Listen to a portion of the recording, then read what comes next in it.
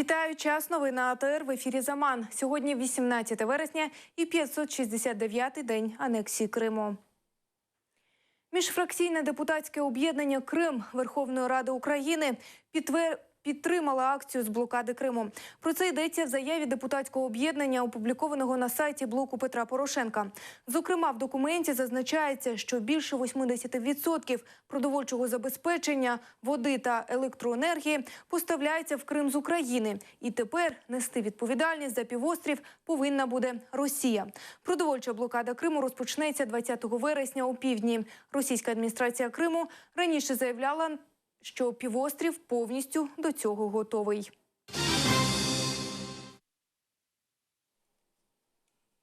У Криму різко зросли ціни на продовольство через майбутню блокаду. Риночні торговці скористалися інформацією про продовольчу блокаду півострова з боку України і суттєво підвищили ціни, зокрема на овочі.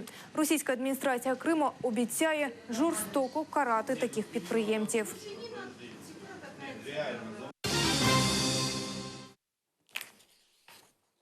Херсонська міліція готується до блокади адміністративних кордонів з Кримом. Заступник начальника управління МВС у Херсонській області Ілля Кива повідомив, наразі міліціянти готують наметове містечко, туалети, підвозять воду та харчі.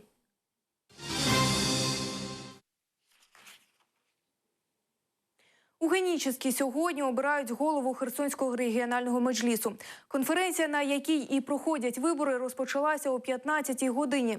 Таке рішення було прийнято на засіданні меджлісу кримсько-татарського народу 7 серпня. Наразі з нами на прямому зв'язку наш кореспондент Гульсум Халілова. Вона перебуває у Генічеську. Гульсум, доброго дня. І одразу два запитання. Чи вже є якісь результати виборів? Та, як відомо, через 2 дні всі адміністративні пункти з Кримом будуть заблоковані для вантажівок. Яка там наразі обстановка? Чи вже готуються кримські татари до акції?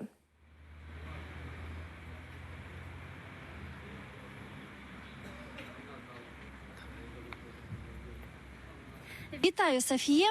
Асан Алієв та Ленур Льоманов – саме ці кандидатури на посаду керівника регіонального меджлісу висунули делегати, які є членами місцевого меджлісу Херсонської області. Обрали керівником Херсонського регіонального меджлісу Ленура Льоманова. 35 голосів за Ленура Льоманова та лише 8 за Асана Алієва.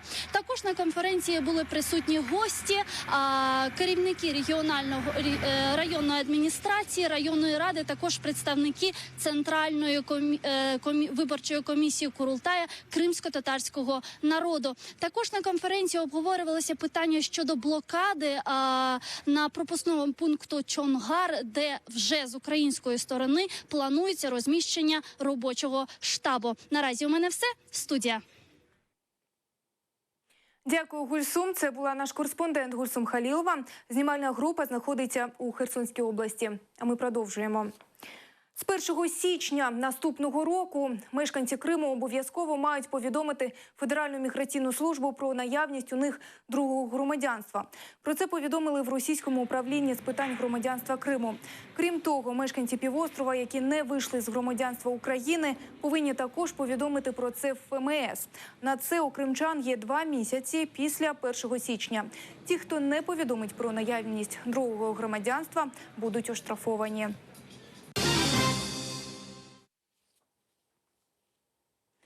Після анексії Криму на півострові суттєво погіршилася ситуація з дотриманням прав людини. Про це йдеться в спільному звіті Верховного комісара у справах національних меншин ОБСЄ та Бюро з демократичних інститутів прав людини ОБСЄ. Також у документі зазначається, що на півострові значно погіршилося становище проукраїнських активістів, журналістів та представників кримсько-татарської спільноти. Звіт місії об'ємом в 100 сторінок базується на більш ніж сотні інтерв'ю із звичайними мешканцями півострова, громадськими діячами, журналістами та політиками.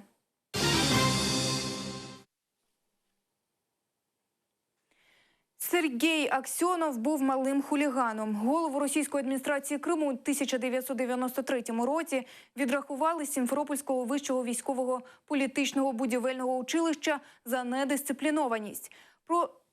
Проте в його офіційній біографії значиться, що він закінчив училище.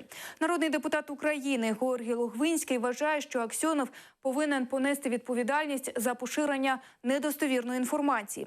Міністерство оборони України провело перевірку архівних документів і з'ясувало, що інформація про закінчення російським головою Криму військово-політичного училища не відповідає дійсності.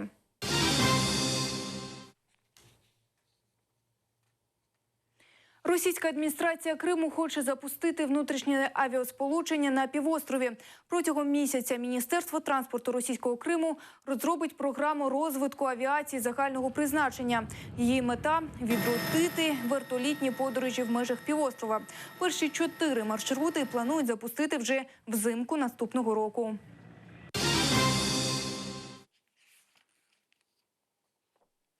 Чергова парковка замість зеленої зони. Біля палацу піонерів у Сімферополі, де ростуть вікові дерева, зараз проходять роботи з розчищення майданчика під чергову парковку. Всі подробиці в нашому сюжеті. Парковку біля палацу піонерів в Сімферополі розширять з 35 до майже 200 паркувальних місць. Усіма роботами займається підрядник «Кримдорстрой», співробітники якого з необережності раніше залишили без інтернету та телефонного зв'язку вулицю Жуковського. Зараз для вивезення готують бетонні вазони, в яких раніше росли квіти. Більш того, вже привезений щебінь для укладення асфальту. Начальник департаменту міського господарства адміністрації Сімферополя Олег Сальцин відзначає, громадських слухань не було. Виправдовує дії адміністрації тим, що столиця зараз машинами перевантажена. Сейчас увеличится машин транспорта в городе в 3 раза. То есть около, я думаю, где-то, по статистике 370 у нас живет людей. Я думаю, что уже 500 000 есть. И вот где-то 350 машин железно в городе есть. Людям все равно надо куда-то ставить транспорт, люди привозят детей заниматься. Поэтому для комфорта людей принято такое решение. Батькам дітей, які відвідують різні гуртки в палаці піонерів, ця ідея не сподобалась. Вони кажуть, замість парковки хотіли би тут бачити сквер.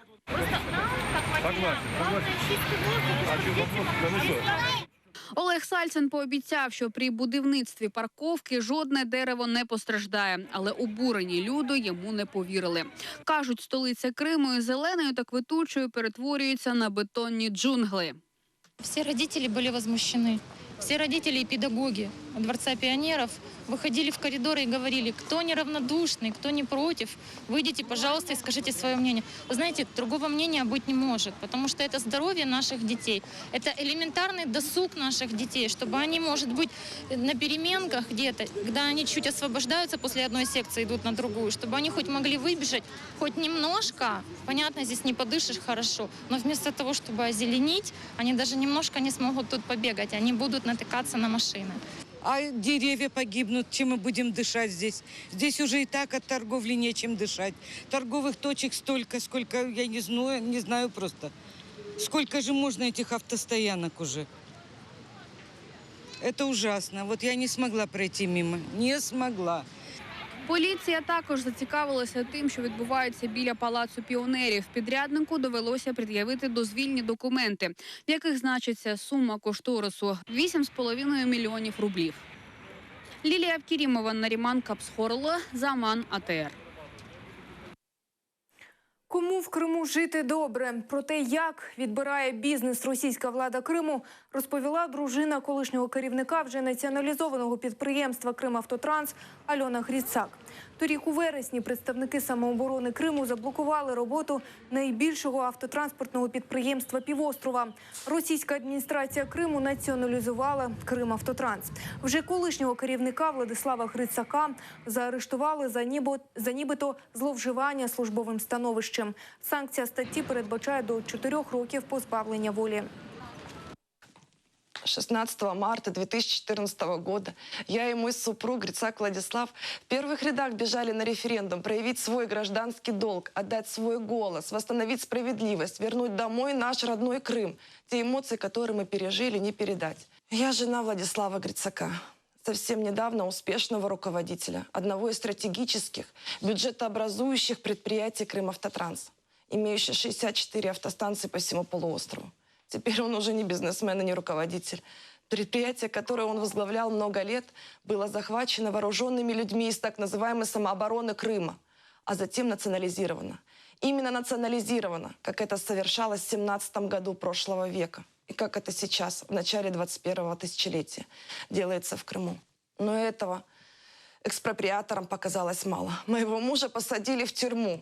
И не потому, что он стал вдруг вором или бандитом, а потому, что его отправили туда воры и бандиты у власти, которые сначала отняли у него предприятие, а потом с помощью услужливой прокуратуры и послушных судов отправили его за решетку. Если Крым — это действительно часть России, он не должен превратиться в черную дыру, в территорию беззакония и чиновничьей вседозволенности. Поэтому я все еще надеюсь увидеть своего мужа на свободе.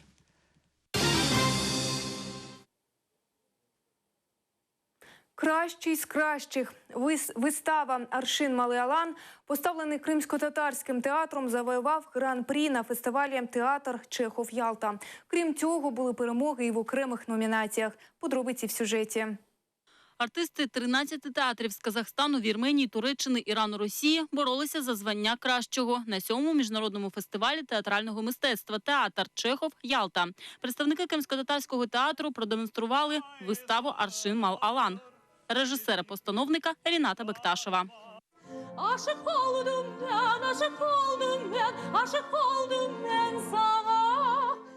У підсумку цей спектакль переміг у номінації «Кращий музичний спектакль». А у підсумковому голосуванні члени журі одноголосно визнали цю постановку кращою на фестивалі. Для нас, звичайно, це було несподіванкою, тому що було дуже багато вистав, дуже професійних спектаклів. Спочатку нам дали 3 дипломи, а потім, в самому кінці, коли ми не очікували, нам дали гран-прі. Ми пишаємося цією наградою, ми раді, що наш театр оцінили. Спеціальною нагородою був відзначений актор театру Ельдар Джелілов за кращу чоловічу роль другого плану і артистичну чарівність. Ельдар відзначає, це не тільки його успіх, це успіх всього колективу. Каждый сам по себе не может там. То есть Барликов, Маркелик вместе должны быть и друг другу помогать. То есть от коллег очень много зависит на сцене. То есть и от этого то, что ты показываешь, то, что ты умеешь, и когда коллеги с тобой в тандеме, тогда как бы твоя роль обогащается, и ты ее полностью можешь показать. То есть ты полностью можешь импровизировать, можешь хорошо себя чувствовать, можешь сказать зрителю то, что ты хочешь сказать. Актори відзначають, цю нагороду вони присвячують своєму народові. Еще раз доказательство того, что мы существуем на высоком уровне. То есть наша культура, телевидение, театр, они выходят на высоком уровне, и мы каждый раз это доказываем. Сусана Ваїтова, Заман, АТР. Скандальний митрополіт Свято-Успенської Києво-Печерської лаври Павло записав відеозвернення, де він погрожує українським журналістам розправою за те, що вони йому нібито набридають. У звернення до працівників ЗМІ митрополіт назвав журналістів іродами. Владика Павло неодноразово потрапляв у гучні скандали. Кілька тижнів тому його автівка ціною в 4 мільйони гривень Mercedes-Benz S600 припаркувалася в неналежному місці. Патрульна служба Києва зробила зауваження, однак це викликало невдоволення священнослужителя. Ваш водитель нарушил сегодня. Ничего, слава Богу. Поехали. Выскакивают из-за деревьев, выскакивают из машин, толкают свои телефоны в уста, чтобы им ответил я то, что они хотят услышать. Я знаю, что это заказ. Я знаю, что они исполняют чью-то волю. Я журналистов уважаю и со всеми общаюсь, те, которые имеют чистую душу и сердце. Следующее, если будут такие нападки, я просто сделаю так, чтобы все же таки мое недостойное поведение, по их мнению, воздало им старицей. Сколько вам иуды платят, когда вы приходите на эту святую землю, чтобы опорочить монашество? Розміщений в мережі місяць тому кліп Сергія Файфури «Бандера» не втрачає популярності. Відеоробота на патріотичну пісню тільки за перший тиждень зібрала понад 400 тисяч переглядів. У кліпі автор виступив у двох ролях – агресивного російського ватника у шапці-вушанці і миролюбивого українця у білому одязі. Ты провоцируешь, Бандера, для меня. Твою весну я разрисую с калаша. И не спасет тебя ни Меркель, ни США. Там, где Европа была, будет Россия. И я, и стоп! Да что ж ты с пушками, Россия, на меня? Там, где Европа, ты не будешь никогда. Не верь ни в Лысого, ни в главного попа. Знай, Украина є і буде Європа, Європа, Європа. Наразі це все. Далі на АТР «Кримський репортер». Не пропустіть найцікавіші спеціальні репортажі з Криму. На все добре.